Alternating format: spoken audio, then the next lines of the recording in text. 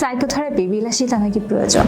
কখনো কি ভেবে দেখেছেন শরীরে অসুখ হলে আমরা ডাক্তার দেখাই, কিন্তু মনের অসুখ হলে? অনেকেই মনে করেন সাইকোথেরাপি শুধু বড়লোকদের জন্য, যেন এটা কোনো এক বিলাসিতা।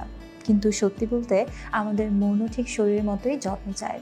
যখন আমরা শারীরিকভাবে অসুস্থ হই তখন যেমন চিকিৎসা নিই, ঠিক তেমনই মানসিক চাপ, উদ্বেগ বা বিষণ্ণতার জন্য বিশেষজ্ঞের সহায়তা নেওয়া দরকার।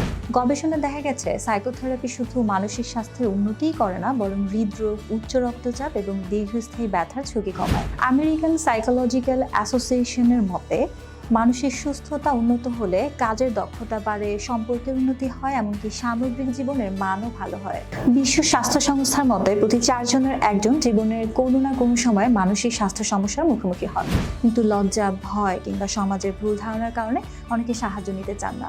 অথচ সময় মতো সঠিক থেরাপি নিলে বিষণ্ণতা, উদ্বেগ বা ট্রমা থেকে বের হওয়া সম্ভব। আমাদের চারপাশে এমন অনেক মানুষ আছেন যারা মানসিক কষ্ট থাকলেও মুখ ফুটে কিছুই বলতে পারেন না, অথচ সাইকোথেরাপি তাদের জন্য হতে পারে নিরাময়ের পথ। এটি শুধু কথা বলার মাধ্যম নয়, এটি একটি গাইডলাইন যা আমাদের সুস্থ থাকতে শেখায়। তাই আসুন ভুল ধারণা বদলাই। সাইকোথেরাপি কোনো বিলাসিতা নয়, বরং আমাদের সুস্থতার জন্য এক অপরিহার্য প্রয়োজন। শরীরের মতো মনকেও যত্ন দিন, কারণ সুস্থ মনেই সুন্দর জীবন।